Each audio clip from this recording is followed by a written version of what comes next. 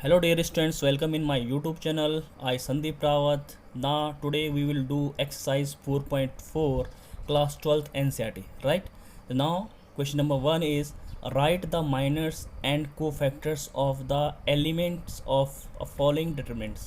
यानी कि आपसे ये कहा जा रहा है यहाँ पे कि आपको क्या निकालने हैं, राइट माने लिखना है, माइनर्स निकालने हैं एंड कोफैक्टर्स निकालने हैं, ठीक है, यानी उप सारणिक, ठीक है। माइनर्स मीन्स क्या होता है, उप सारणिक और को फैक्टर वाला होता है सह गुणनखंड, ठीक है, किसके, element of the following determinant, यानी कि जो आपके पास ये जो सारणिक दे रखी है यानी कि डिटर्मिनेंट आपके पास, इसके आपको क्या निकालने हैं, हर एलिमेंट का क्या निकालना है, जैसे इस एलिमेंट का इसका क्या निकालना है, आपको माइनर्स निकालने हैं।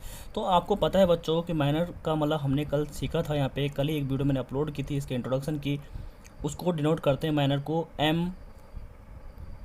MIJ, ठीक है, समझ में बात है, MIJ यानी कि माइनर ऑफ AIJ, यानी किसका, AIJ मतलब यहाँ पे अब आई की वैल्यू रखोगे, आप आई की वैल्यू 1 रखोगे, जे की वैल्यू अगर आई 1 रखोगे तो 1 1 यानी कि फर्स्ट एलिमेंट का, ठीक है। तो यहाँ पे मैं रख रहा हूँ आई की जगह में 1, जे की जगह में 1, ठीक है। तो आपका आएगा M11 equal to minor of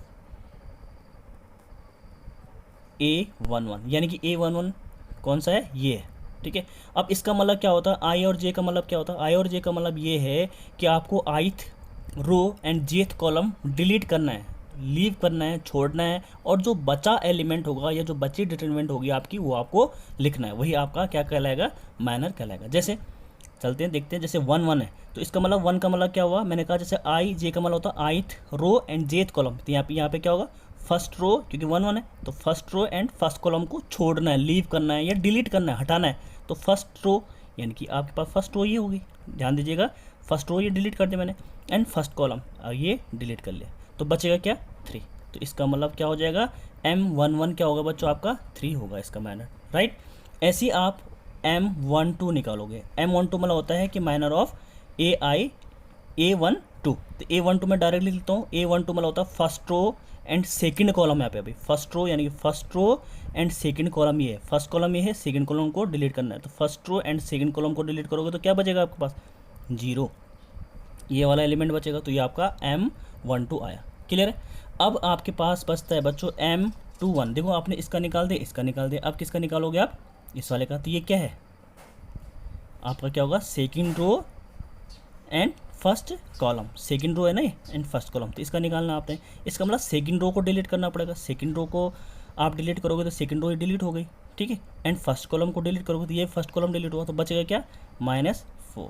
ऐसे ही आपके पास बच्चों आएगा M22, इसका मतलब आपने second row and second column को, यानी सेकंड रो सेकंड कॉलम को डिलीट करना है, तो सेकंड रो सेकंड कॉलम को डिलीट करना है, तो जो बचेगा आपके पास वही आपका माइनर होगा उस अवयव का, उस एलिमेंट का, क्लियर है। तो होप कि आपको ये समझ में आएगा। अब बात करते हैं, ये आपने माइनस निकाल, अब को फैक्टर कैसे निकालेंगे, को फैक्टर कैसे निकलते हैं, है ना, को फैक्टर्स वाला होता है सह गुणनखंड, तो को फैक्टर का फॉर्मूला होता है CIJ, जैसे हम उसको डिनोट करते हैं, तो CIJ बराबर होता है आपका -1 की पावर I प्लस J, और क्या होता है MIJ, ठीक है। तो सी, अब आई यहाँ पे आई जे की वैल्यू रखोगे, तो जैसे मैंने 1 1 रखा, यानी कि C11 यानी कि इस वाले एलिमेंट का आप क्या निकाल रहे हो, को फैक्टर निकाल रहे हो, ठीक है। तो C11 का मतलब यहाँ वैल्यू रख लीजिए, -1 की पावर 1 + 1, क्योंकि आई भी 1 है, जे भी 1 है, और यहाँ पे आ जाएगा M11, तो देखो बच्चों क्या होगा, -1 की पावर कितनी हो जाएगी, 2, और M11 मतलब जो आपकी वैल्यू आ रखी है यहाँ पे कितना था, 3 इंटू है 3, तो आप देखेंगे -1 की पावर अगर 2 होती है तो आंसर क्या आता है 2, और सॉरी 1, क्योंकि -1 की पावर 2 इवन नंबर है ना, तो माइनस हट जाएगा यहाँ से, इंटू 3, तो इसका आ जाएगा 3 वैल्यू, यानी कि C11 क्या आएगा आपका, को factor of this element is 3 only, right. ऐसे ही बच्चों अगर आप C12 निकालते हैं तो -1 की पावर 1 + 2, क्योंकि यहाँ पे J क्या है 2 है, और यहाँ पे आ जाएगा M12, तो -1 की पावर क्या आ जाएगी 3 M12, यानी कि -1 की पावर 3 यानी कि -1, क्यों, क्योंकि पावर क्या है, ऑड है, और M12 आपके पास यहाँ रखा है 0, तो 0 इंटू -1 क्या हो जाएगा 0, यानी कि C12 आपका ये आया 0, ठीक है। ऐसी C21 यानी कि -1 की पावर 3 हो जाएगा, 2 + 1 3, एंड M21 यानी कि -1 इंटू M21 -4, तो आप लिखेंगे, मल्टीप्लाई करेंगे -1 और -4 का, तो आपके पास रिजल्ट आएगा 4, क्लियर। ऐसे ही आपके पास C22 निकालोगे बच्चों तो -1 की पावर 2 + 2 M22 हो जाएगा, यानी कि -1 की पावर 4 यानी कि 1 हो जाएगा, पॉजिटिव आएगा आंसर। क्यों? क्योंकि पावर क्या है, इवन है यहाँ पे। M22 कितना है, 2 है, तो आपका रिजल्ट आएगा 2, यानी कि C22 भी आपके पास 2 है। तो ये आपने एक डिटरमिनेंट के क्या निकाले, हर एलिमेंट का क्या निकाला, माइनस, ठीक है, यानी कि उप सारणिक और उसके कोफैक्टर यानी सह गुणनखंड निकाले। तो होप कि आपको ये क्लियर हुआ होगा।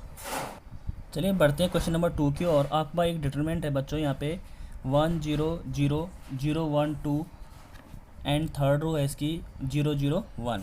चलिए तो निकालते हैं इनके माइनस, ठीक है। तो सबसे पहले इस डिटरमिनेंट का हमें माइनस निकालने हैं। तो सबसे पहले मैं किसका निकालूंगा, इस वाले एलिमेंट का। इसे क्या बोलते हैं हम, M11 हो गए, ठीक है। तो M11 कैसे निकालेंगे, आपको पता है, यानी माइनर ऑफ ए, इसका मतलब इसको लिखूंगा मैं माइनर ऑफ A11, यानी इस वाले एलिमेंट का A11 है, ठीक है। अब क्या होता है माइनर निकालने का तरीका, कैसे निकलेगा, आपको पता है कि माइनर निकलने का वाला होता है कि 1 वाला होता है आपका फर्स्ट रो एंड 1 दूसरा वाला जो 1 है वो वाला होता है फर्स्ट कॉलम, उसको डिलीट करेंगे यानी कि उसको छोड़ेंगे। तो first row and first column, तो जो बचा है वो आपका डिटरमिनेंट बन के आएगा। क्या क्या डिटरमिनेंट बन के आएगा बच्चों, 1 0 0 1। वहाँ पे क्या था कि 2 × 2 की थी, इसलिए वहाँ पे डायरेक्ट एक एलिमेंट आ गया था, तो मैंने सीधा सीधा आंसर लिखा था। यहाँ पे क्या है कि 2 3 की है, तो आपको पता है यहाँ पे क्या है, ये वाली डिटरमिनेंट बनेगी। तो यहाँ पे इसका सॉल्व करके आपके पास जो रिजल्ट आएगा 1 1 1 और 0, तो यानी कि 1 आ जाएगा, यानी कि M11 क्या आ जाएगा, इसका 1 आ जाएगा, ठीक है। यानी कि इस वाले एलिमेंट यानी जो फर्स्ट एलिमेंट है उसका जो माइनर आएगा वो आएगा 1। ऐसे ही आप निकाल सकते हैं बच्चों 1 2, इसका मतलब माइनर ऑफ A12, ठीक है। तो इसका मतलब first row and second column, first row क्या है ये है एंड सेकंड कॉलम को डिलीट करेंगे आप, सेकंड कॉलम ये है, तो बचेगा क्या 0 0 0 1। तो यहाँ पे लिखेंगे आप 0 0 0 1। तो ये सॉल्व करके देखेंगे आप, यहाँ 0 -0 तो 0 हो जाएगा, है ना। ऐसे ही आप M13 निकालेंगे, यानी कि first row and third column, first row and third column, ये थर्ड कॉलम, तो बचेगा क्या 0 1 0 0। देखो यहाँ पे क्या आएगा 0 1 0 0, तो ये भी आपके पास 0 आ जाएगा, क्योंकि 0 × 0 0 हो गया एंड -0 × 1 0 हो जाएगा, ठीक है। अब बच्चों बात आती है M21 की, यानी कि अब मैं इसकी बात करूँ, यानी कि सेकंड रो में आ गया मैं and first column, second row ये वाली डिलीट होगी एंड फर्स्ट कॉलम डिलीट होगा, तो बचेगा क्या 0 0 0 1। ध्यान दीजिएगा 0 0 0 1 आएगा, ठीक है। यहाँ पे तो ये भी आपका 0 हो जाएगा। ऐसे ही M22 का मतलब होता है कि second row second column, second row second column, तो क्या बचेगा 1 0 0 1। क्या बोला मैंने 1 0 0 1, तो इसका आंसर आएगा -1 1 आएगा, क्योंकि 1 1 जा 1 -0 यानी कि 1 हो जाएगा, ठीक है। फिर ऐसे आएगा आपका M23, यानी कि second row third column, second row and third column, तो क्या आ जाएगा 1 0 0 0, क्या आएगा 1 0 0 0, तो ये आपका आंसर आएगा 0। ऐसी सारे वैल्यूज़ आप निकाल सकते हैं, M31 निकाल सकते हैं, ठीक है, आप निकाल सकते हैं। अब इसका बात करते हैं बच्चों कोफैक्टर की, ठीक है, यानी सह गुणनखंड के कोफैक्टर का मतलब होता है C11, जैसे निकालूंगा तो C11 का मतलब होता है -1 की पावर 1 + 1, ठीक है। और M11 तो आपको कुछ नहीं करना, -1 की पावर क्या 2 हो जाएगी, तो ये क्या आ जाएगा आपके पास +1 हो जाएगा, इंटू M11 जो आपका आ रखा है, M11 1 है तो आपका 1 आ जाएगा। ऐसे C12 निकालेंगे आप तो -1 की पावर क्या हो जाएगी 1 + 2, डायरेक्ट लिख लेते हैं 3, यहाँ पे आ जाएगा M12, तो यहाँ पे माइनस आ जाएगा क्योंकि पावर क्या है ऑड है, और M12 कितना आएगा, M12 क्या है आपका 0 है, तो ये आ जाएगा आपका 0। C13 देखो C13 तो M13 0 है, तो इसको डायरेक्ट लिख सकते हैं आप 0, ठीक है। तो ऐसे ही हो कि आपको क्लियर हुआ होगा, ऐसी सारी चीज़ें आप निकाल सकते हैं, राइट। चलिए बच्चों बढ़ते हैं क्वेश्चन नंबर 3 की ओर। Using a cofactor of elements of second row, ठीक है, वो बोल रहा है हमें यूज़ करना है किसको, कोफैक्टर ऑफ सेकंड रो के, cofactor of element of second row and evaluate this determinant, ठीक है। इसको हमने फिर बाद में इसकी वैल्यू भी निकालनी है, ठीक है। तो सबसे पहले using a cofactor of element of second row का मतलब क्या हुआ, सेकंड रो इसकी ये है, ठीक है। तो इसका मतलब ये क्या है, अब इसके मुझे निकालने क्या है, कोफैक्टर निकालना है। तो सेकंड रो का कोफैक्टर मतलब C यहाँ पे क्या आता है, अगर आप कंपेयर करेंगे तो बच्चों ये क्या होगा, देखो ये 1 1 है, ये 1 2 है, ये 1 3 है, ये 1 2 1 आएगा, ये 1 2 2 आएगा, ये 1 2 3 आएगा, ये 1 3 1 आएगा, सॉरी A31 आएगा, A32 आएगा, ये होगा A33, ठीक है। तो इसके हिसाब से करना है, इसका मतलब यहाँ पे क्या आएगा, कोफैक्टर निकालना है, तो कोफैक्टर हम C से करते हैं या फिर A से भी, कैपिटल A से भी डिनोट कर सकते हैं, ठीक है, ऐसे भी कर सकते हैं आप। तो C मुझे निकालना क्या है 2 1, तो आपको पता है कि C21 यानी कि मुझे निकालना है using a cofactor of element of second row, यानी कि जो सेकंड रो है उसका यूज़ करके हमें इसकी वैल्यू निकालनी है। तो आपको पता है पहले सेकंड जो रो है उसके कोफैक्टर हम निकाल, उन एलिमेंट का कोफैक्टर निकालेंगे, यानी इसका कोफैक्टर निकलेगा, इसका निकलेगा, इसका निकलेगा, तो कोफैक्टर कैसे निकालते हैं, यानी C21 में हम बात कर रहे हैं डायरेक्टली, ठीक है। तो इसका मतलब इसका फॉर्मूला क्या होगा, -1 की पावर 2 + 1, ठीक है। और यहाँ पे आएगा आपका माइनर ऑफ 2 1। तो देखिए यहाँ पे -1 की पावर 3 होगी, तो -1 की पावर क्या ऑड आ रही है, तो नेगेटिव साइन रहेगा यहाँ पे इसका मतलब इनटू।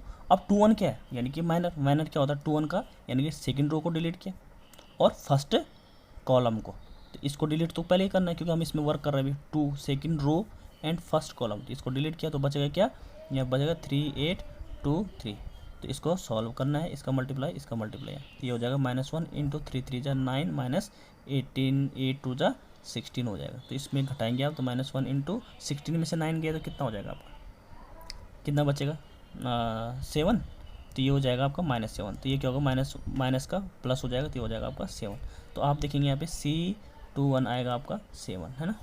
ऐसे ही बच्चों हम निकालेंगे यहाँ पे C22, क्योंकि यहाँ पे ये C22 है, तो C22 में आप देखेंगे तो C22 क्या निकलेगा, निकाल लीजिए, यानी कि -1 की पावर 2 + 2 और M22, ठीक है। तो -1 की पावर 2 यानी 4 हो जाएगी, तो -4 का -1 की पावर 4 का मतलब +1, ठीक है, 1 आ जाएगा इनटू, और 2 2 का मतलब होता है second row and second column, तो second row and second column को डिलीट करना है, तो बचेगा क्या 5813।